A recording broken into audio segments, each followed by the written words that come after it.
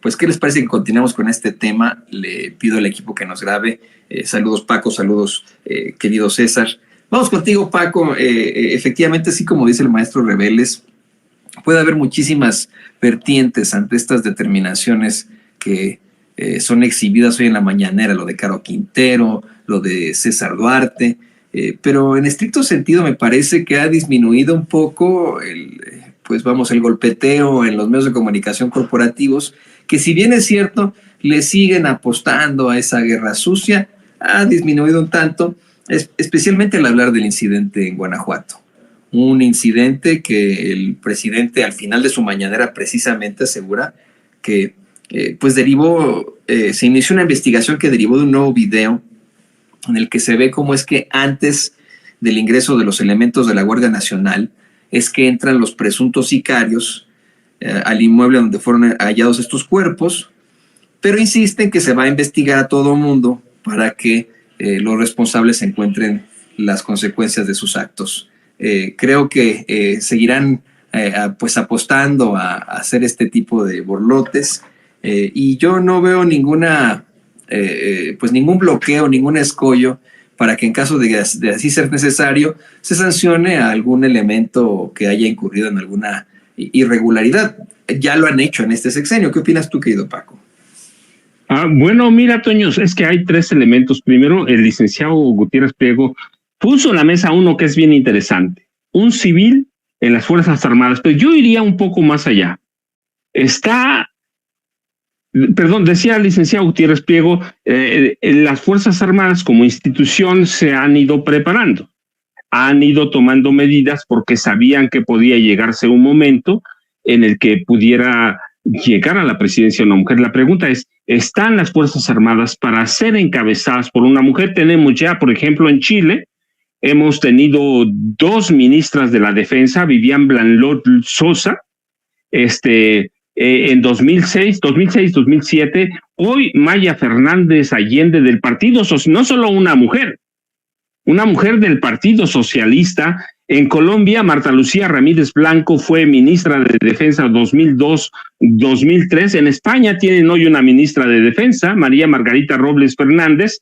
Entonces, ¿estamos preparados o no? Yo digo, hace mucho estamos preparados para tener civiles, claro. Hay que tener ciertas condiciones en las Fuerzas Armadas, ya nos explicaba el licenciado Gutiérrez Priego, se han ido dando, así que la apuesta está y en el momento que se habla de misoginia, que se tocan temas de machismo abierto de mujeres, misoginia de mujeres, ¿sí? Porque hay cualquier cantidad de mujeres misóginas, más allá de los hombres, y hay mujeres machistas. Entonces está preparando, bueno, desde 2007, el ingreso de mujeres a las Fuerzas Armadas, en este caso el Ejército Terrestre, ha sido considerable. Hoy por lo menos 10% de las tropas son mujeres, y la cuestión es, solo tenemos 3 generalas, creo, ya el licenciado Gutiérrez Priego me dirá, pero 3 mujeres con el cargo de general, de generalato, no cargo, el grado, es el grado, porque ellos son grados, el grado de general. Son 3 mujeres solamente. Podríamos tener una mujer general secretaria de la Defensa Nacional, sería un verdadero reto, además de un civil. Y en la Marina Armada de México solo tenemos 2 mujeres almirante, aunque también se han abierto mucho a las mujeres. Ya quedó aquel prurito, ya se venció por lo menos desde 2007 y luego en 2013 hay cambios enormes sobre que las mujeres solo podían ser o enfermeras militares o médico militar. Así que es el primer tema. Yo digo, ¿estamos preparados para que una mujer dirija las Fuerzas Armadas? Por un lado la Marina, por otro el Ejército. Yo digo que sí, pero habría que esperar. Luego, mira, el caso de Caro Quintero sí es emblemático, no solo porque está involucrado un elemento de la DEA, un agente al que asesinaron, sino porque hay en el Poder Judicial una reticencia para autorizar su extradición a Estados Unidos, porque hay temor de que haya involucrados personajes del PRI que todavía están vivos. Personajes del PRI que estaban involucrados desde el gobierno de Luis Echeverría Álvarez. Bueno, pues está un hermano de la entonces primera dama, que murió incluso en la cárcel, estaba el secretario de Gobernación involucrado en la protección directa a capos. Mario Moya Palencia era un hombre que protegía a capos abiertamente. Algunos de ellos portaban credenciales firmadas de puño y letra de Mario Moya Palencia. Entonces hay temor de que priistas que estaban involucrados en el narcotráfico en esa época pudieran ser delatados por Rafael Caro Quintero y algunos otros capos de esa época. Entonces, por eso también hay una resistencia del Poder Judicial a extraditar a un personaje emblemático como Rafael Caro Quintero, y justamente de eso se trata, en parte la reforma judicial. ¿Hasta dónde vamos a avanzar? No lo sé, pero hay que esperar a septiembre, ya lo dijeron, van a prolongarla o a llevar la discusión cuando empiece la nueva legislatura. El 1 de septiembre empieza, tienen un mes con el presidente López Obrador.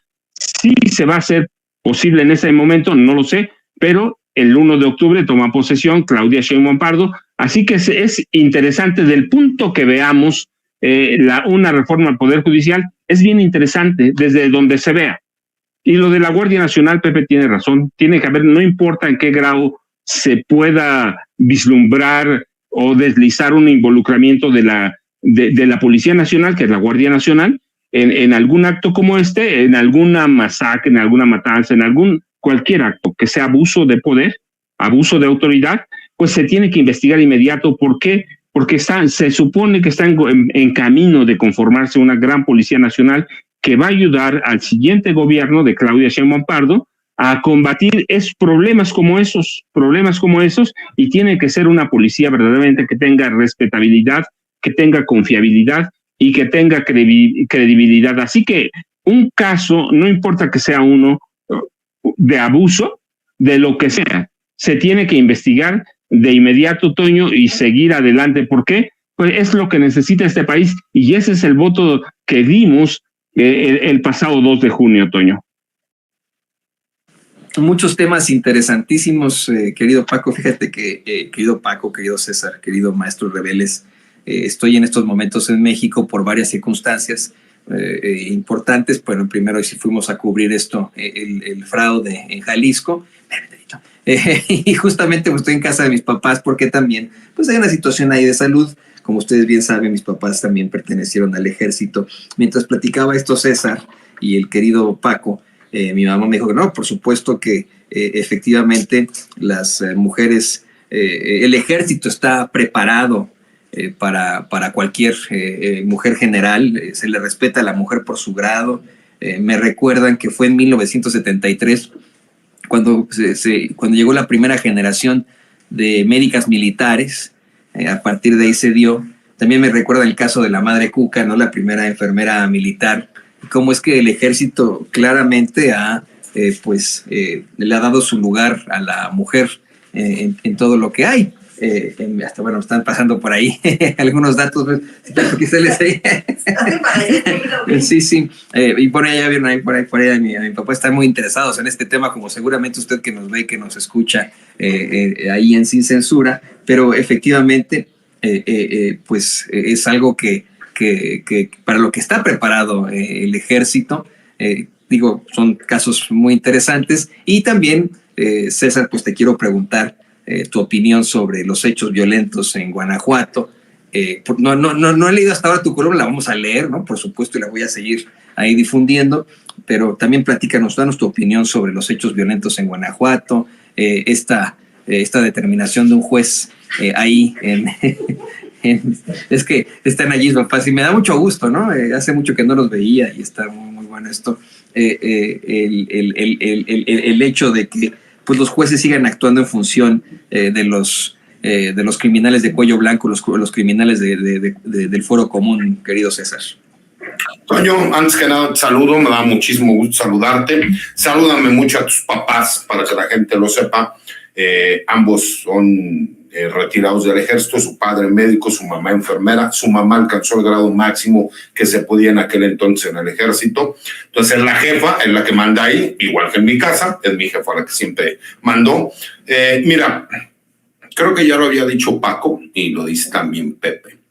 Nosotros no podemos permitir que la Guardia Nacional haga acciones de mando que parecería que están cometiendo un delito. Se tiene que esclarecer por qué hubo una participación por parte de elementos de la Guardia Nacional minutos antes de que llegara un grupo criminal a perpetrar un ataque, ¿no? Eso es sencillo. Y me parece que incluso tiene que ser muy específico la autoridad, tanto local como federal.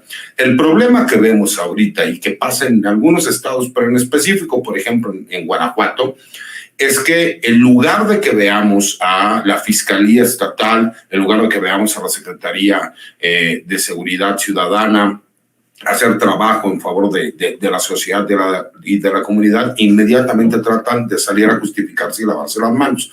El presidente de la República fue muy claro y dijo que no habían mostrado el video completo de que lo que sucedía porque minutos antes había llegado un grupo criminal. Trataré de ser cauto por eso en el comentario, pero eso no exime que el hecho de que si existe alguna responsabilidad por parte de los elementos de la Guardia Nacional, se tiene que investigar, se tiene que llegar a las últimas consecuencias y de demostrarse que ellos tuvieron participación en un hecho con apariencia de delito, se les tiene que dejar como precedente todo el rigor de la ley. Me parece que ellos tienen que ser el ejemplo. Respecto al Poder Judicial, desafortunadamente, mi querido Toño, y son de las cosas que no entiendo, cómo hay juristas que incluso no saben o no entienden y que criticaron toda una campaña a la presidencia de la República de la doctora Claudia Sheinbaum cuando ella el 5 de febrero dio a conocer cuáles eran los puntos que planteaba para, pues, si ella ganaba la presidencia de la República, qué es lo que buscaría y cómo gobernar. Me parece que es necesario, incluso el mismo sindicato del Poder Judicial, los abogados postulantes o litigantes, como se le conoce, sabemos que es necesario una reforma al Poder Judicial, tal vez no exactamente como la propone la Presidencia de la República, pero me parece que es obligatorio, porque yo le pregunto a la gente que ha tenido la mala fortuna de tener que ir a un juzgado, ¿qué ha pasado? ¿Cuánto tiempo se han tardado en poderlo resolver? ¿Cuánto dinero les ha costado? Porque para que se presente una notificación hay que dar una dádiva. Para que se haga un oficio hay que dar una dádiva. Para que el acuerdo salga en los tiempos que tiene que salir, se tiene que dar una dádiva. Ya olvídate de corrupción o no corrupción. Esa es la famosa corrupción institucionalizada, ¿no? El que dejas para un refresquito para que te tomen en consideración antes o al mismo tiempo que a los demás, porque si no, te quedas ahí en la lista, ¿no?, de los que esperan justicia y que nunca llega. Y que además, como lo he comentado en muchas ocasiones, en México adoptamos un sistema jurídico en donde se supone que se buscaba privilegiar la justicia sobre la legalidad. Pero cuando nosotros, por ejemplo, en materia penal, le quitamos a ese sistema el que un jurado popular, un grupo de comunes, de gente que no conoce de derecho, termine juzgando a un par, no a cualquier otro ciudadano, y que determine sin conocimientos jurídicos, porque se supone que para eso está el juez y las partes, no el fiscal y la defensa, que son los que ponen la parte jurídica, el juez controla el proceso, pero que serán ciudadanos comunes los que determinen de forma unánime si la persona cometió el delito o no. Y en México, cuando nosotros le quitamos el jurado, le quitamos la justicia al sistema y lo convertimos en un sistema legaloide, que significa que se prioriza la legalidad sobre la justicia. Por eso vemos que hay tantas resoluciones que son ilegales. Además de que está sobresaturado los juzgados del fuero común y del fuero federal. Y me parece que tiene que haber una reestructura del Poder Judicial, no solo a nivel federal, que sí es cierto, es el más importante, pero tiene que ser en todas las entidades federativas que son los estados de la República, porque hay una necesidad de justicia sobre la legalidad.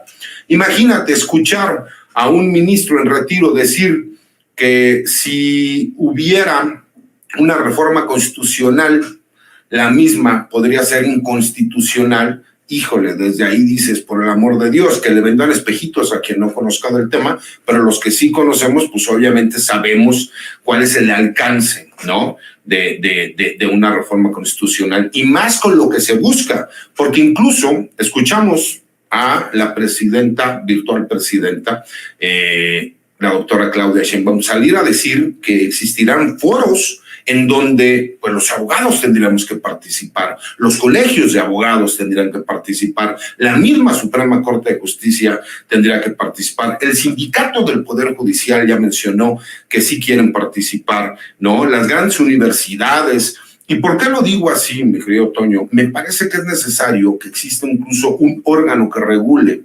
el buen actuar del Poder Judicial. No puede ser posible que ellos mismos sean juez y parte.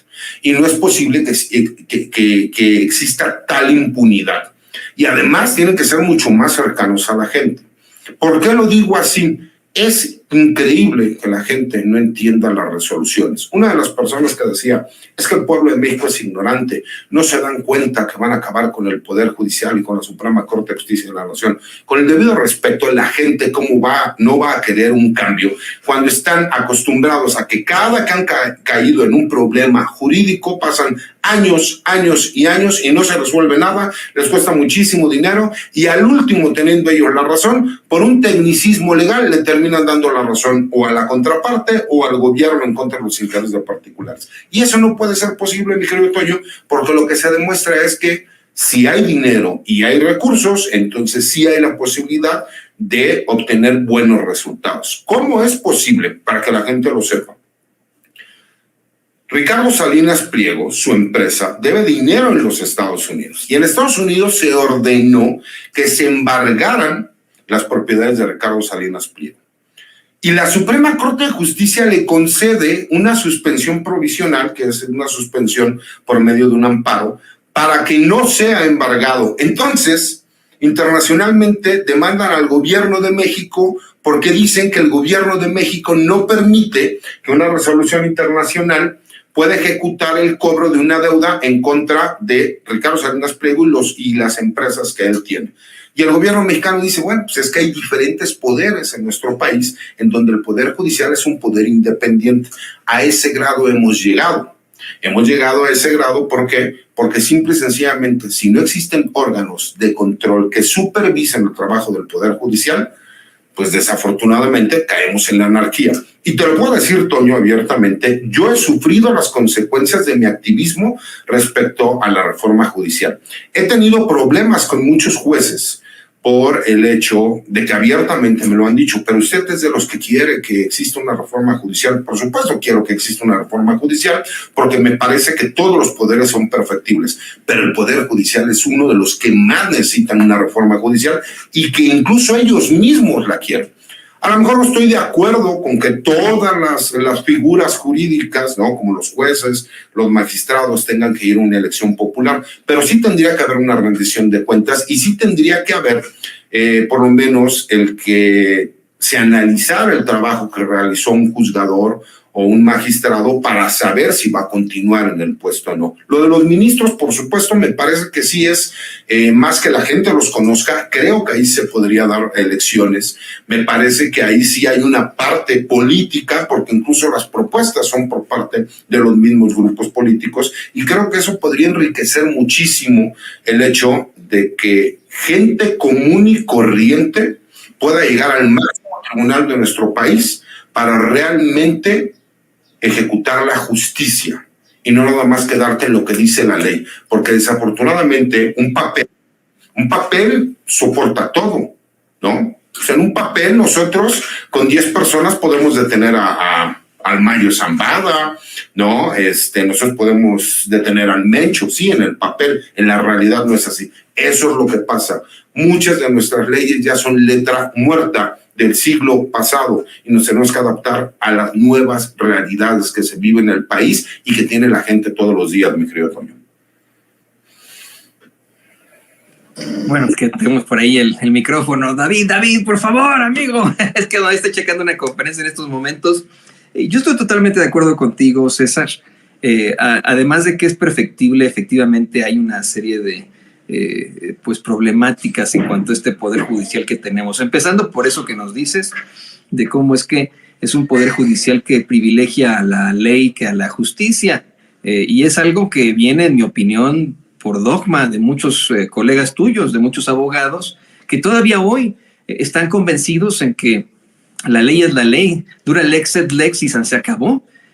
son personajes con los que he tenido también muchos roces, muchos encontronazos, incluso en redes sociales, y a los que yo he tratado de explicarles que como humanidad tenemos muchísimos problemas, tenemos errores, corre sangre por nuestras venas, y hemos creado leyes sumamente injustas, como las leyes Jim Crow, como las leyes, la legislación del apartheid, tantas leyes que en su momento, bueno, pues verdaderamente representaron una grave problemática para la humanidad.